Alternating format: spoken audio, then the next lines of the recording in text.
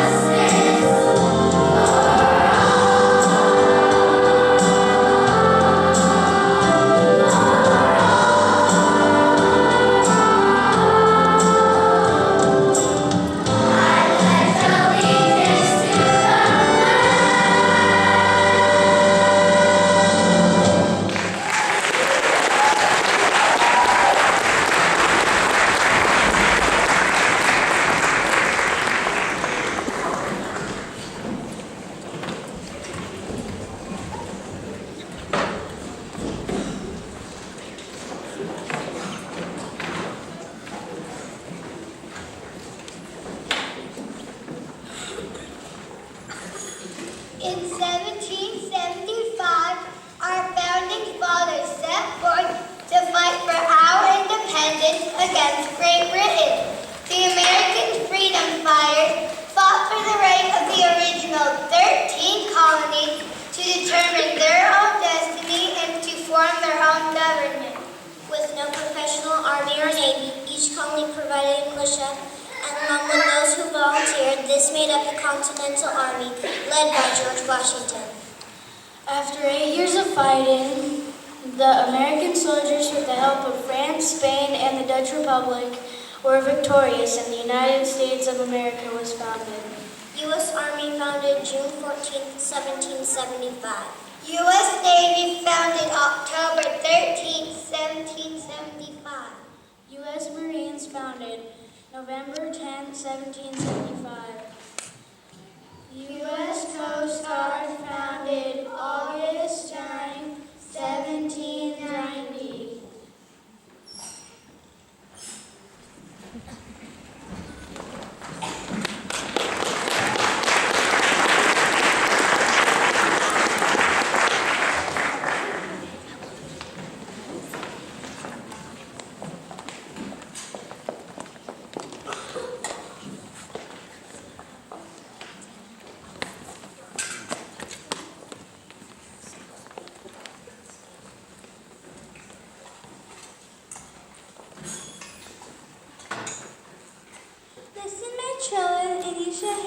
Of the midnight ride upon Revere. On the 18th of April in 75, hardly a man is now alive who remembers that famous day and year.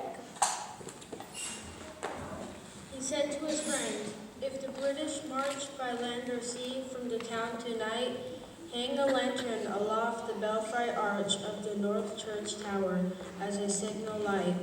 One if by land and two if by sea, and I on the opposite shore will be ready to ride and spread the alarm through every Middlesex village and farm, for the country folk to be up and to arm.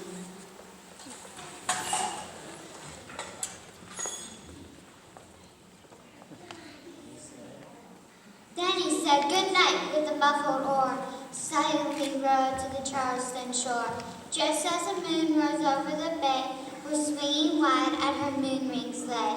The Somerset British man of war, a platinum ship with each mast and spar, across the moon like a prison bar, and a huge black hole that was magnified by its own reflection in the tide.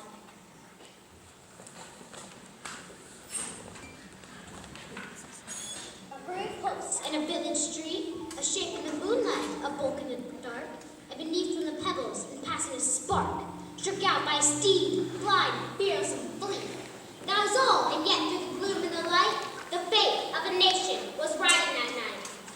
And the spark struck out by that steed in its flight, kindled the land to flame. But he has left the village and mounted the steep, and beneath him, tranquil and broad and deep, is the nation meeting the ocean tides, and under the alders that skirt its edge, now soft on the sound, now loud on the ledge, is heard the tramp of a steed as he rides.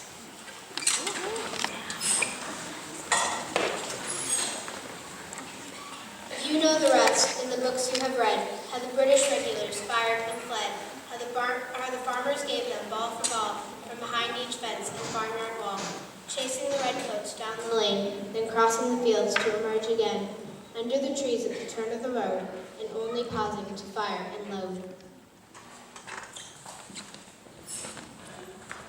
And so through the night rode farm here, and so through the night went his cry of alarm to every Middlesex village and farm, a cry of defiance and not of fear, a voice in the darkness, a knock at the door, and a voice that shall echo forevermore. We're born on the night of the wind of the past, through all our history to last.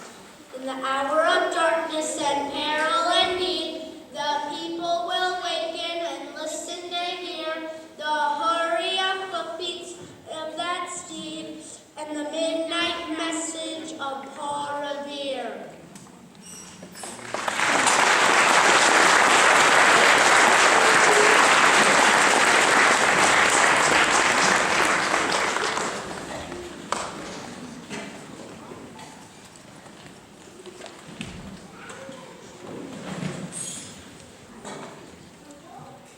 The War of 1812 was fought for Great Britain again to shore and punish from colonial Britain and solve continuing problems. During the Battle of Fort McHenry, a flag made by Mary Pickenslow was raised. The original Star-Spangled Banner was 30 feet by 42 feet, with 15 stars and 15 stripes. The flag so inspired, Francis Scott Key was moved to write what had become our national anthem, the Star-Spangled Banner. The original flag in 1777 had 13 stripes to represent the 13 original colonies. In 1812, Kentucky and Vermont had become states, and 15 stripes were added to the flag to represent all of the states.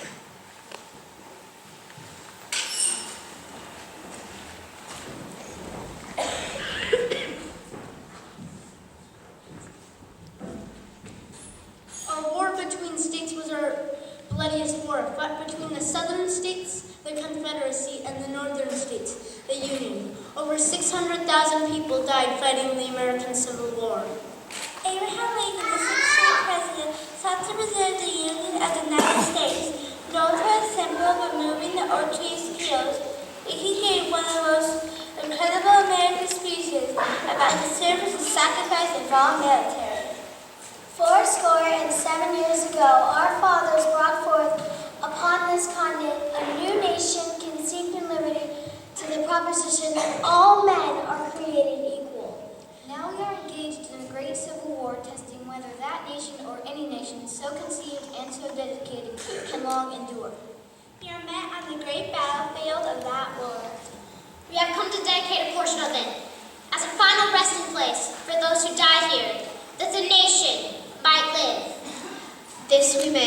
property do, but in larger sense, we cannot dedicate, we cannot consecrate, we cannot hallow this ground. The brave men, living and dead, who struggled here, have hallowed it far above our poor power to add or detract. The world will little know or long remember what we say here, while it can never forget what they did here. It is rather for us, the living, we here be dedicated to the great task remaining before us. That from these honored dead we take increased devotion of that cause for which they gave the last full measure of devotion. That we are highly resolved that these dead shall not have died in vain. That this nation shall have new birth and freedom. That the government of the people, by the people, for the people, should not perish from the earth.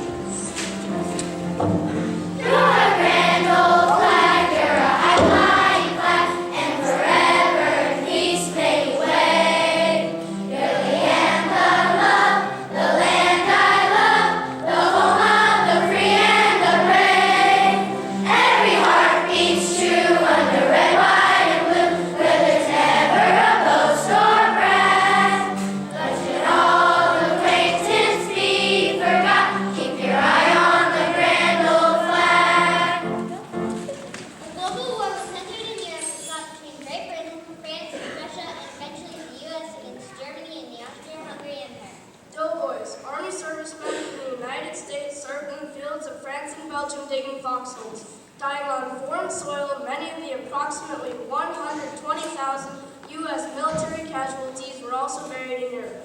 The most quoted and popular poem in the war in Flanders Field gave us the remembrance poppy still used by the American Legion to honor those who died in war.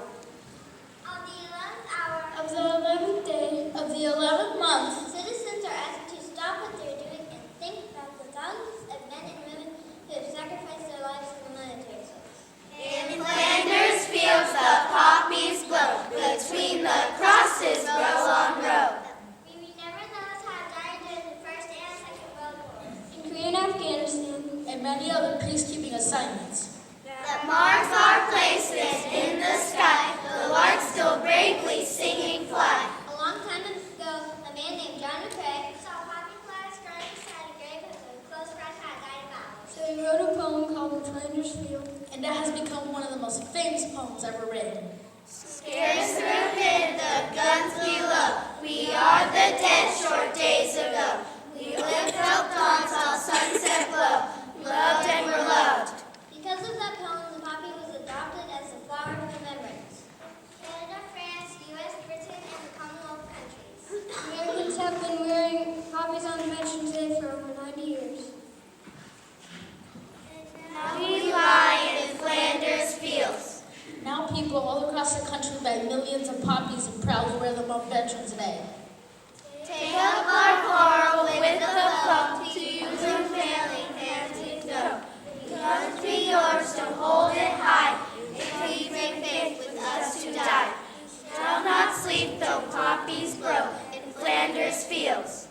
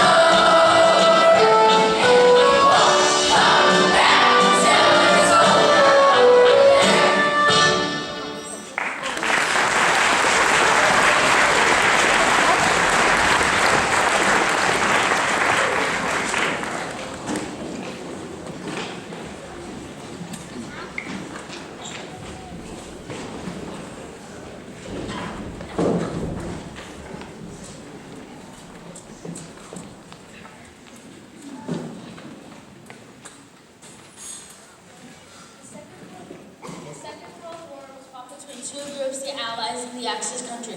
Historically, our most widespread global war, World War II, included 30 countries in the conflict.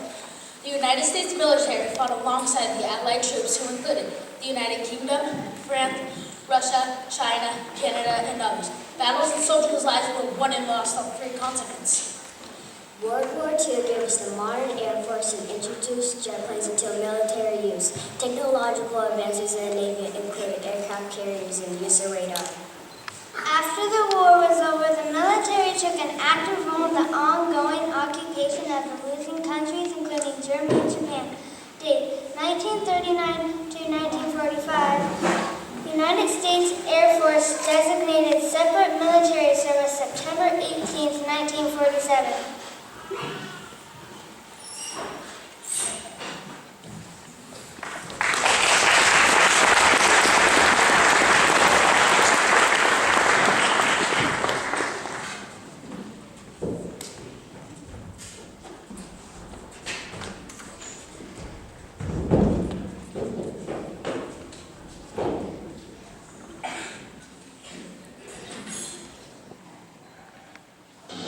Sir, I have myself full confidence that if all do their duty, if nothing is neglected, and if the best arrangements are made, and they are being made, we shall prove ourselves once more able to defend our island home, to ride out the storm of war, and to outlive the menace of tyranny, if necessary for years, if necessary alone.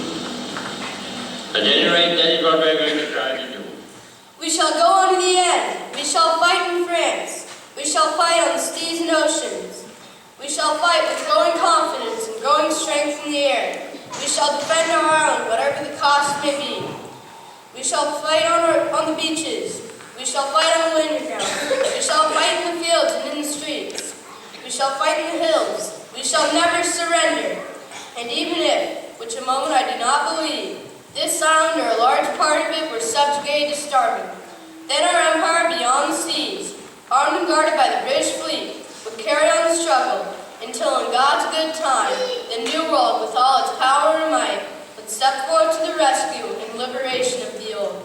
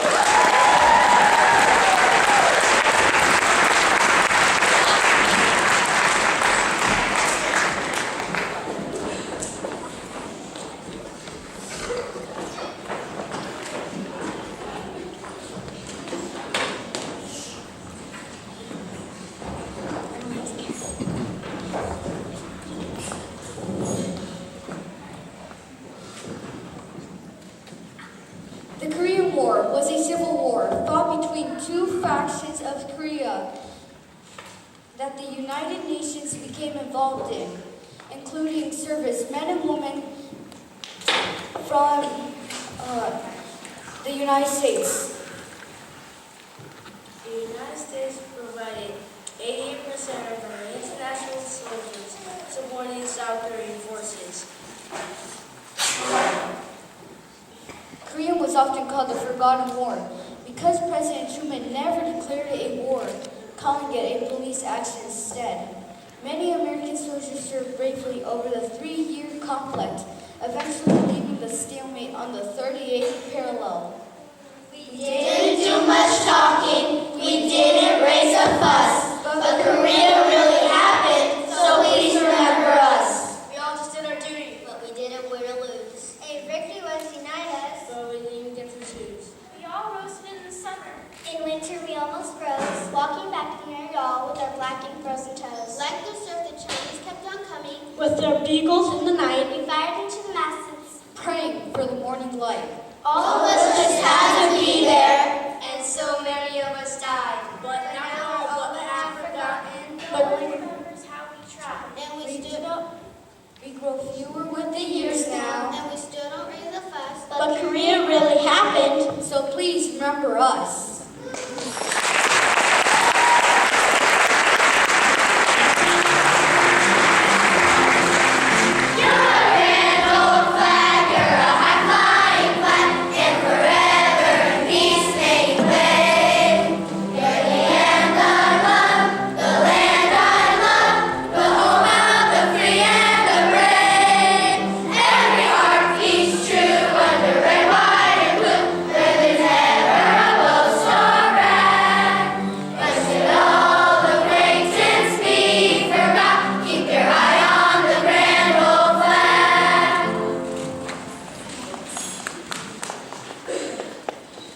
Our most controversial war in the United States military fought alongside the Southern Vietnamese against the North Vietnamese. It was the U.S. government's goal to halt progress of communism. Fought in the jungles of southern Asia by many drafted military servicemen. Vietnam affected our culture back home.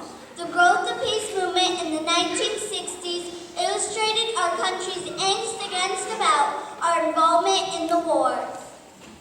However, over time, we have come to universally appreciate the individual sacrifice given by those pioneers for all our military.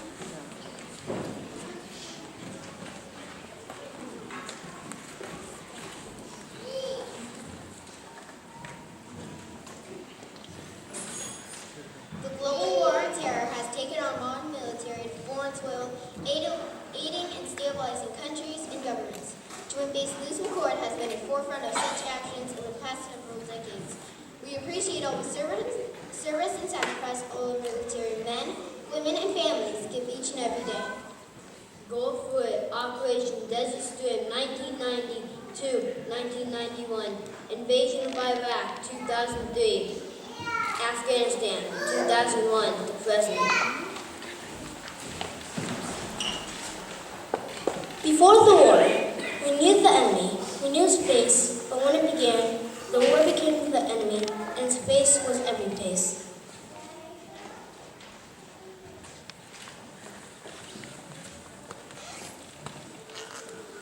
It was the waiting of the worried mother. It was the face of fear that the young man wore his new uniform.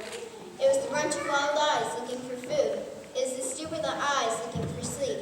It was the child's eyes were burned and she could no longer cry.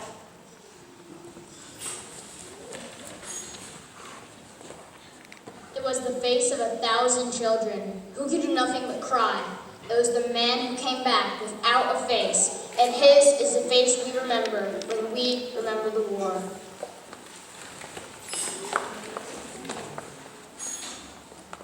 And when peace came, we were told that it was a ream of fine paper, blotted with black ink, of so many black scrolls, of so many men who did this to us.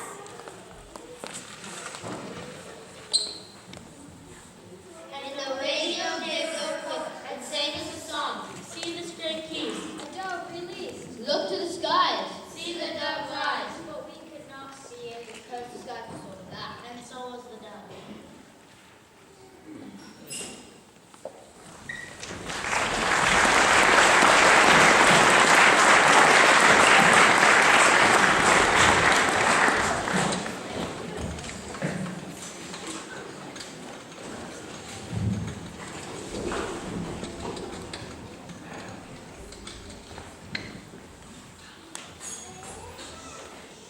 In the old wars, drum of hooves and the beat of shod feet.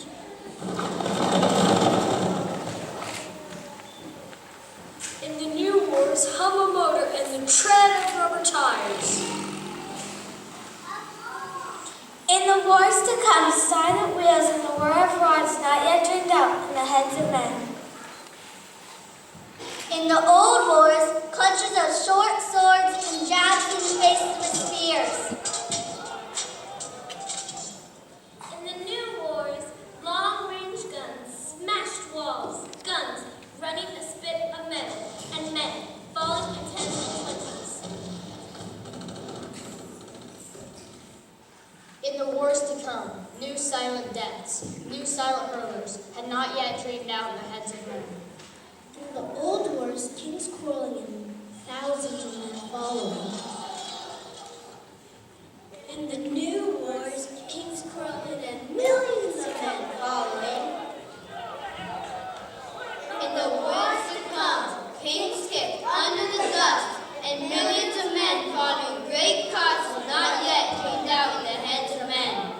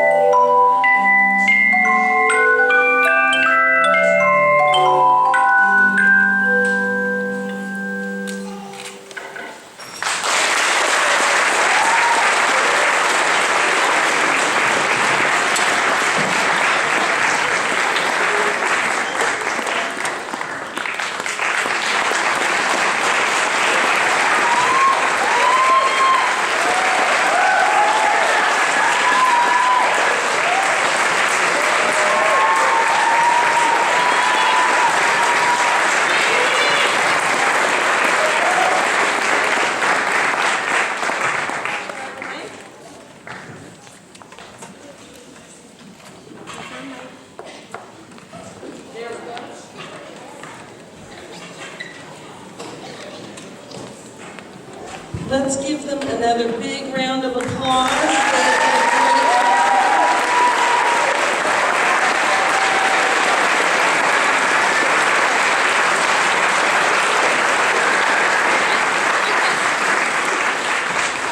This evening couldn't have happened without the help of our classroom teachers, Mr. Warnke, Mr. Case, and Mrs. Patton.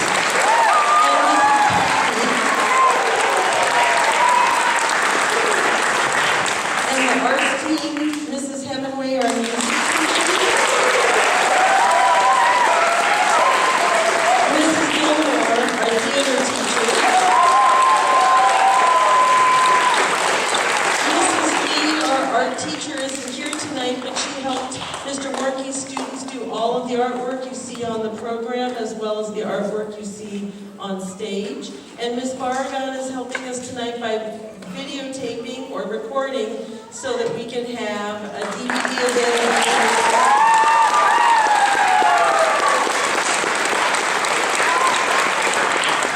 I want to acknowledge the tech kids that we have who are not in front of the stage, they're behind the stage, and some of them have learned their parts very quickly. We have Gavin and Dana on the spot.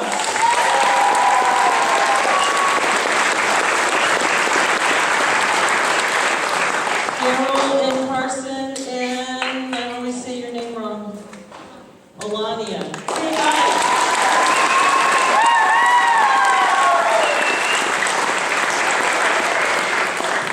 It takes a lot to put on a performance this early in the year, and the kids have actually worked really hard. I know that many of you have listened to the same speech over and over again and feel a great deal of angst yourselves about what was going on. So we appreciate all your help and support, and we appreciate you being here tonight. So now, I think those are all of our thank yous. We're gonna have, the chime kids need to put their chimes away? Yes. Kids with chimes, the boxes are in the dance studio, so before you leave, take them. So we're going to have the kids with chimes put those away. Otherwise, please make sure you take one of these home with you tonight. Thank you for being here.